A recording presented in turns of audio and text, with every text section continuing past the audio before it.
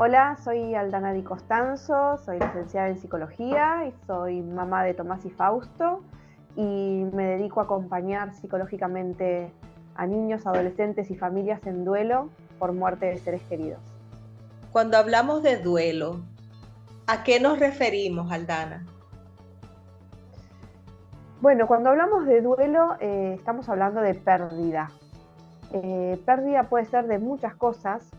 En mi caso yo me dedico especialmente a lo que es duelo por muerte, pero está bueno que nos pongamos de acuerdo que cuando hablamos de pérdida puede ser también una separación, puede ser una mudanza, puede ser la pérdida del estado de salud, eh, también cuando uno se jubila y pierde como el estilo de vida, el trabajo, etcétera, que tenía. Entonces, el duelo es un proceso que se da a partir de una pérdida y que tiene ciertas particularidades. Eh, para empezar, me parece que es importante eh, que tengamos claro que es un proceso natural, tiene que ver con los ciclos de la vida. El duelo se da a partir de una muerte y sabemos que la muerte es parte de la vida. Entonces, esta idea de naturalizar el duelo, que no le quita el dolor, ¿no?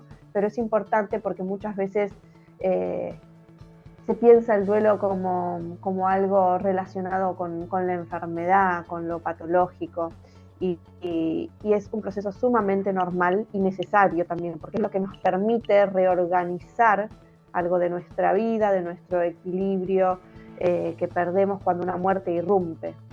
Entonces, si bien por supuesto existen duelos complicados, que antes se les llamaban duelos patológicos, ahora yo no, eh, son algunos tipos de duelo. En líneas generales, si uno tiene, bueno, podemos ir viendo una buena red de contención, la posibilidad de trabajarlo psíquicamente, de poder expresar lo que necesita expresar y algunas otras cuestiones, va a transitar un duelo saludable. Eh, hay también una cuestión relacionada con la teoría del constructivismo y todo lo que tiene que ver con nuestro hacer, que propone que el duelo es algo activo. Es decir, que no es que uno se queda, pasa el tiempo y el duelo transita, ¿no? Hay algo que la persona tiene que hacer en ese caminar. Tiene que hacer tanto en acciones, porque tiene que encargarse de cosas, aprender nuevos roles, aprender nuevas cosas, y también un hacer interno, emocional, psíquico, ¿no? Eh, eh, en general, cuando es así como una conversación y intercambiamos con la gente, sale el tema del tiempo, ¿no? Bueno, ¿y qué rol juega el tiempo en los procesos de duelo? Por supuesto que es muy importante, pero desafiamos esa creencia o ese dicho de que el tiempo lo cura todo. Y acá lo que le agregamos es que además del tiempo hay algo que uno tiene que hacer en ese tiempo. Porque el tiempo es el camino, ¿no? Es lo que nos va a posibilitar que algo ocurra. Entonces, claro que es importante y no es lo mismo lo que puede pasar en un proceso de duelo los primeros 3 meses, que 3 años después hay algo que es necesario, el tiempo físico. Pero también entender que muchas veces el tiempo solo no resuelve o no moviliza lo que tiene que movilizar, porque si no, no existieran duelos detenidos, duelos congelados después de 15 años, ¿no? De que murió esa persona. Entonces ahí es Ana, donde... Sí. ajá, te escucho y me viene así como que hay un hacerse cargo de eso que se está experimentando, esa pérdida física de esa persona significativa. Hay algo que no sustituye el que yo me haga cargo. Sí, que ese hacerse cargo va a ser en la medida de la posibilidad de la persona. Y con tu pregunta me das la posibilidad de traer algo importante, que entender que los mecanismos de evitación a veces son necesarios y son de protección, ¿no? Entonces, poder acompañar y entender los distintos mecanismos de defensa que puede tener una persona frente al duelo es lo que nos permite respetar, ¿no? Cada individualidad, porque el duelo tiene eso también, tiene unas cuestiones muy generales y universales, que podemos decir, bueno, a todos nos pasa esto, o es muy posible que a casi todos nos pase esto, pero después está la singularidad. Entonces está lo universal y lo singular de cada persona. Es importante conocer lo universal, pero también es muy importante poder acompañar lo singular. Entonces, claramente, si la persona vive evitando o negando, va a haber algo que no va a quedar fijo y no se va a poder tramitar. Pero entender que en algunos momentos esa evitación es lo que la persona lo puede sostener, que es lo único que puede hacer para seguir funcionando, es importante tenerlo en cuenta, ¿no? El arte, por decirlo, está en hasta cuándo acompaño o valido esa evitación y cuándo es necesario acompañarlo a que haga un movimiento, ¿no? Ahí está el arte terapéutico, el desafío. ¿Qué es lo más importante a tener en cuenta en estos procesos de duelo? Bueno, un poco decía recién esto de entender que ciertas emociones, sensaciones físicas, pensamientos van a acompañarnos y está dentro de lo esperable, ¿no? Para no pensar o que me estoy enfermando, que me estoy volviendo loco, ¿no? Pensamientos relacionados a veces con el ser querido fallecido que son recurrentes, algunas pueden aparecer hasta alucinaciones auditivas, como escuchar sonidos que había en mi casa cuando estaba esa persona, tener también estas sensaciones físicas a veces o algún dolor en el pecho o falta de aire. Por supuesto, siempre que algo sea recurrente y sostenido se recomienda ir al médico, pero entender que este proceso atraviesa a todo el ser humano y hay manifestaciones físicas, emocionales, cognitivas y conductuales. Entonces, hay un autor que dice que en el duelo duele todo, ¿no? También dice que duele el alma, duele lo social, duelen los pensamientos, duele el cuerpo, ¿no? Duele. Entonces, es muy importante en estos procesos estar atentos a la red de apoyo. Va a ser uno de los predictores del duelo complicado es cuando hay nula, o sea, falta la red de apoyo o es muy pobre. Entonces, fortalecer la red o estar atentos a que la red de apoyo serían básicamente, para ponernos de acuerdo, en las personas que son quienes uno puede contar y son el sostén para el duelante, ¿sí? De familia, amigos, colegios, profesionales de la salud, referentes comunitarios, referentes religiosos, personas que son importantes en la vida de ese duelante. Entonces, tener esa red de apoyo lo más robustecida posible y también entender que es un proceso que tiene un doble movimiento, que es importante lo que pase adentro mío, lo interno, pero también lo que pase con los otros. O sea, un proceso de duelo en soledad no es vía hacia un duelo saludable. ¿Sí? Hay algo que tiene que pasar que es junto con los otros.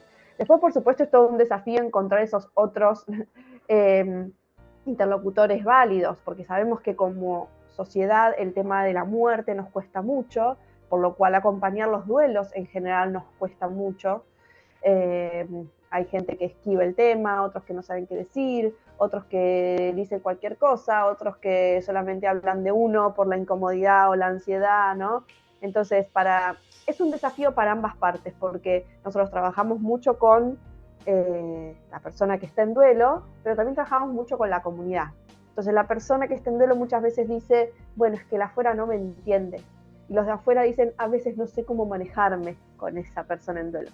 Un poco teniendo en cuenta esto de las redes, que hablábamos, de las redes de apoyo, contarles que hace 15 años fundé Aiken, que Aiken es la primera fundación de Argentina y Latinoamérica que trabaja acompañando a niños, adolescentes y adultos en duelo por muerte de seres queridos.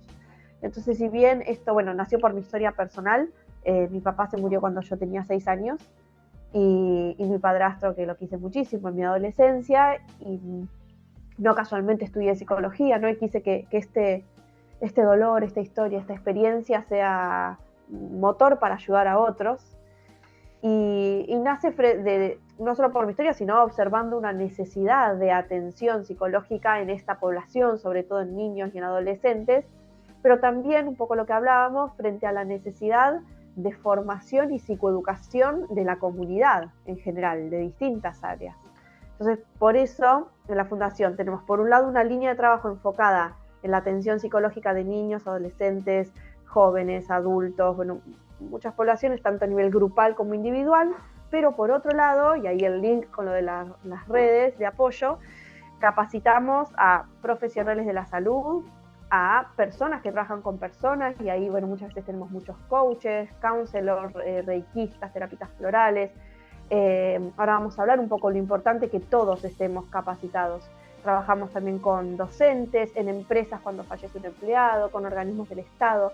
Lo que decimos es que donde hay personas hay vida, donde hay vida hay muerte, y ahí queremos estar para acompañar y formar gente que sepa cómo continuar con la vida, ¿no? Porque el disparador es la muerte, pero nosotros trabajamos por la vida de los que quedan, ¿no?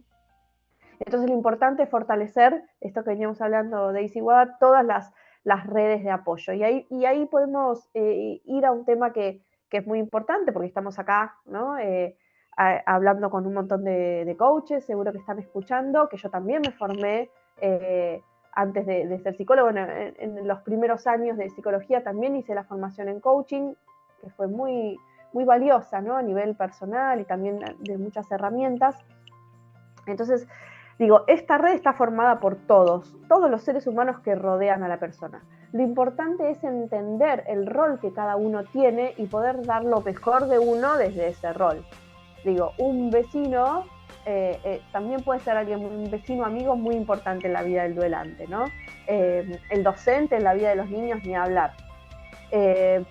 Y bueno, y un poco en esto de pensar cuáles son las limitaciones y los alcances de cada uno, y específicamente en el rol del coaching, yo lo que hablaba con las chicas, que como estamos hablando de un tema de salud mental, es muy importante poder detectar primero qué puedo, qué no puedo, pero yo sé que es eso, el declararse incompetente, ¿no? Es algo que se trabaja mucho en la formación de coaching, y entender que el duelo, si bien es parte de la vida, tiene ciertas complejidades y particularidades que es muy importante que sepamos detectar, ¿no?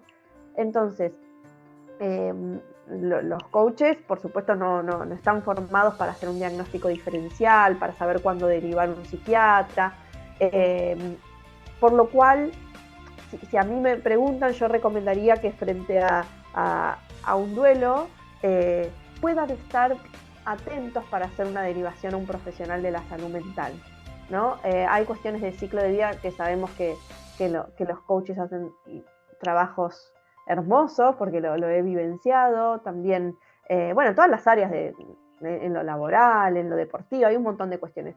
Pero cuando les toque a alguien que esté en procesos de duelo, me parece que es muy importante que estén atentos. Es preferible que frente a la duda hagan consulta con yo siempre, ¿no? Digo, incluso como yo también soy profesional de la salud, pero no estoy formada en todos los temas de la salud mental, no sé, por ejemplo, con adicciones.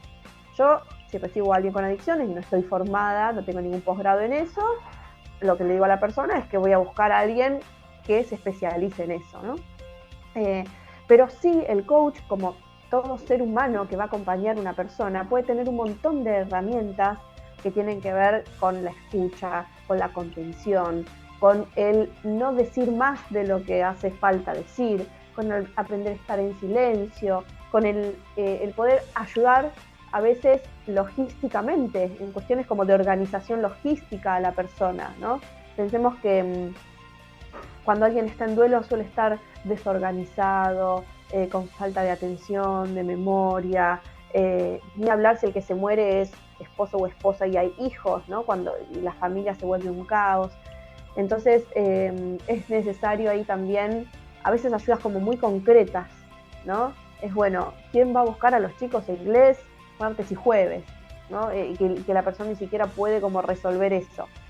Entonces, me parece que a nivel como persona, humanos, todos tendríamos que estar formados. Incluso yo estoy trabajando ahora en un proyecto de ley con un diputado en la Cámara de Diputados acá, que tiene que ver con la atención integral de niños, niñas y adolescentes en duelo, donde lo que buscamos es la formación de todas las personas. Por supuesto tiene un enfoque que es a través del Ministerio de Educación, y va a haber una fuerte línea de capacitación para docentes, pero lo que decimos es que es un tema de toda la sociedad. Entonces también estamos proponiendo, bueno, diferentes capacitaciones en distintos sectores. Entonces, bueno, este es un poco un llamado, un alentar a los coaches en que puedan formarse con las cuestiones básicas, porque se van a cruzar con personas en duelo, porque el duelo van a ver que cuanto más grandes somos, más aparece en la vida de los seres humanos. Tener las herramientas básicas, pero también estar muy atentos a decir mejor esto que lo hacía un profesional de la salud, ¿sí? Porque es un tema delicado. Puede estar asociado también a cuestiones de depresiones, ansiedades, ideas suicidas, así como pueden haber duelos que cursen muy saludablemente sin demasiadas dificultades, ¿no? Más allá del 1, 2, 3, del ABC, de cómo transitar un duelo, pero como características fundamentales para vivir un duelo saludable, ¿qué recomiendas o sobre qué puntos llamas la atención? Primero, respetar uno mismo y ojalá ser respetado por el afuera en relación a los tiempos, las necesidades, entender que no es un proceso lineal, ¿no? Como que no es que va a haber uno va a estar mejorando, por decirlo, que no es la palabra, porque no es que uno tiene algo que tiene que mejorar. Es un proceso muy dinámico y muy desordenado, ¿no? Entonces, entender eso nos va a permitir aceptar y dar lugar a lo que sea que aparezca, ¿no? Como que no es que, bueno, voy a hacer así, no.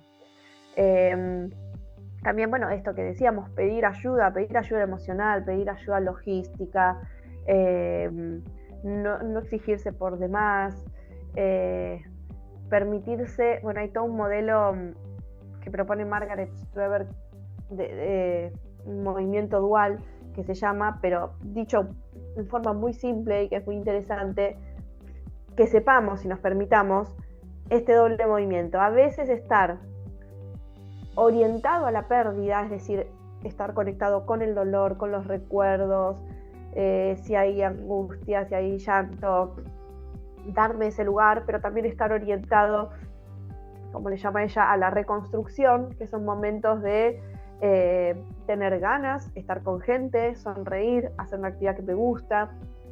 Por supuesto que depende del momento del duelo en el que estemos, uno va a estar más orientado a un lugar o a otro, después empieza a oscilar más y después puedo quedar como más orientado hacia la reconstrucción, pero no significa que no vuelva a tener momentos de orientación a la pérdida. Entonces, entender esto, que es muy dinámico todo. Es muy difícil poder decir sin un caso concreto, real y un ejemplo, porque hasta cuándo de algo. O sea, uno puede tener ciertos parámetros y decir, bueno, cuáles son las manifestaciones esperables de un duelo normal y cuándo un duelo se puede complejizar, pero después en lo real, en la clínica, con la persona y teniendo en cuenta un montón de otras variables, ahí es donde uno termina como de ajustar y de entender o de acompañar el hasta cuándo de algunas cuestiones, ¿no? Pero el eje central siempre es la funcionalidad de la persona, o sea, no hay que dejar de ver cuestiones relacionadas con su alimentación, con su descanso, con sus relaciones con los otros, con sus actividades cotidianas, con su relación con el futuro y pequeños proyectos. Hay como algunos ejes a ir mirando todo el tiempo. Y lo que sí se plantea en el duelo, más que los tiempos, si bien hay bibliografía que hablan, ¿no?, de 2 años, es que haya movimiento, ¿sí?, en ciertas variables del duelo y que no queden como fijaciones, ¿está? Porque a veces cuando quedan fijaciones es donde se puede complejizar. No sé, un ejemplo, ¿viste? Todos hablan de la ropa, qué hacer con las pertenencias, bueno, cuándo es el momento, o sea, no existe un manual de cuándo. Lo que hay que mirar es qué significa ese movimiento para esa persona y cuándo está listo para hacerlo y el sentido de lo que hace. O sea, si una persona tiene 3 años las cosas en su casa, pero sigue siendo funcional en todas sus áreas de su vida, y el tener esas cosas ahí tiene un simbolismo que es saludable para esa persona, no importa que estén quietas esas cosas ahí, ¿no? Entonces, lo importante es no generalizar algunas acciones, algunas ideas que uno tiene del duelo, ¿no? Si va todos los días, bueno, todos los días no, todas las semanas al cementerio, uy, no, pero pasaron 5 años y sigue yendo todos los domingos al cementerio. Bueno, hay que mirar otras variables, no solamente esa acción, ¿sí? Y es re importante, Guada, porque incluso grandes autores que los podemos llegar a leer, como Worden, Meyer, Al-Payat, que hablan, y para poder hacerlo didáctico, quizás te hablan de las tareas o de las etapas, pero ellos mismos, después de que te dicen eso, te dicen, pero mirá que esto no es exactamente así, no le pasa a todas las personas así, como no hay recetas, ¿no? A veces se hace como para eso, para hacerlo pedagógico, para el entendimiento, pero después cada persona, bueno, es lo que decías vos, es un mundo. No, Aldana, me quedé así con leyéndote un poquito de lo que ha sido tu camino.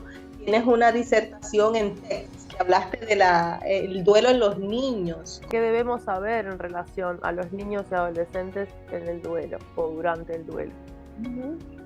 Bueno, es muy importante como concepto general poder incluir a los niños y adolescentes en duelo en los procesos, ¿no? Si hay una enfermedad, los procesos de enfermedad, y después en la muerte y el duelo. Esto significa que ellos necesitan ser parte, ellos necesitan saber, necesita que estemos disponibles emocionalmente los adultos, porque si ellos quieren saber algo y nosotros no les damos lugar para preguntar, ellos no van a acercarse a preguntar, ¿no? Como en la mayoría de los procesos de los niños, los adultos somos los referentes, somos los ejemplos. Entonces ellos nos miran.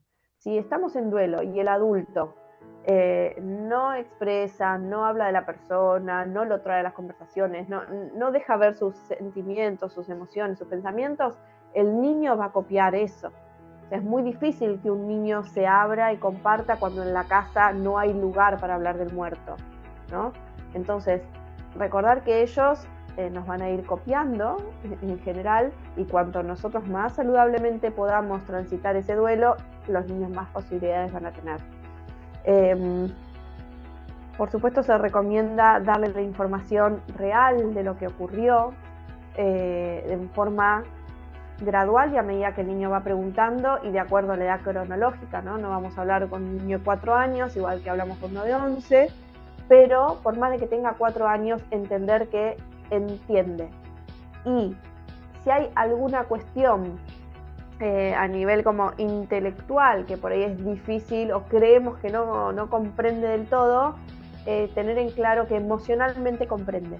Entonces, no evitar, no mentir, en tal caso se verá cómo darle la información que hay que darle, pero no excluirlos. Eso es como la premisa. Los niños desde que son bebés intuyen y sienten lo que le está pasando a su mamá que está en duelo, ¿no? Porque capta como todo eso que ella está viviendo. Entonces, a medida que van adquiriendo lenguaje y que van adquiriendo capacidades como cognitivas, tenemos que ir acompañando eso con información también. Para el adulto a veces es muy difícil porque está atravesado por el mismo dolor de la pérdida, entonces es doble el trabajo, es ver cómo continuar con el propio dolor y a la vez encontrar herramientas para ese niño en duelo. Entonces es muy desafiante, pero que nos quede en claro que es muy importante incluirlos. Lo mismo, bueno, sería otro capítulo que no vamos a llegar, pero en relación a los rituales funerarios, o sea, los chicos son parte y necesitan ser incluidos, escuchados y contenidos. Entonces depende mucho de lo que nosotros hagamos. Y si el adulto tiene dudas de cómo hacerlo, que consulte un profesional. Bueno, está Fundación Aiken, que estamos en toda Latinoamérica acompañando, así que nos llamen, igual en Uruguay también hay profesionales formados. Pero es normal, lo último que digo, es normal que el adulto no sepa cómo, porque no nos forman porque en nuestra cultura no se habla, entonces no se habla en nuestras mesas de la muerte, en los colegios no nos hablan, entonces no podemos pretender que el adulto sepa. Está bien levantar la mano y decir no sé y consulto con quien sabe, ¿sí? Pero el concepto general es poder incluirlos y tenerlos en el radar, que ellos también están duelando y están necesitando cosas. Aldana, ¿cómo conseguimos la fundación en internet? Pueden encontrarnos en www.fundacionaiken.org.ar y en redes sociales Fundación Aiken, es con K, A-I-K-E-N, en todos lados. ¿Qué te apasiona, Aldana? Me apasiona hacer cosas por la gente, jugar y conversar con mis hijos y dejar huella en este mundo. ¿Qué te espera de aquí al futuro? Mucho trabajo, muchos desafíos, cosas nuevas, y espero que me esperen sorpresas. Me gusta lo nuevo. Eso. ¿Quién es Aldana Di Constanzo? Bueno, Aldana Di Constanzo, soy mamá de Tomás y Fausto, soy psicóloga y soy una mujer apasionada que busca dejar huella en este mundo y sobre todo enfocando en la temática del duelo, ¿no?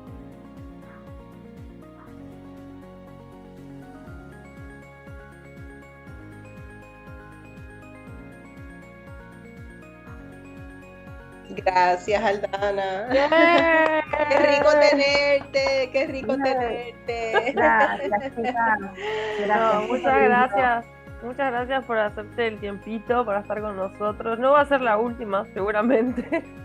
Gracias, Daisy, que sí, siempre decimos que eso es lo que da sentido, ¿no? Cuando vemos la gente agradecida o en un lugar diferente en relación a su proceso, ya valió la pena todo el esfuerzo. Qué lindo. Así que bueno, gracias, chicas, hermoso el encuentro. Gracias, Bueno, gracias. Gracias. Beso enorme. Beso. Chau, chau. Chau, Lindo chau. día. Chao. Igualmente.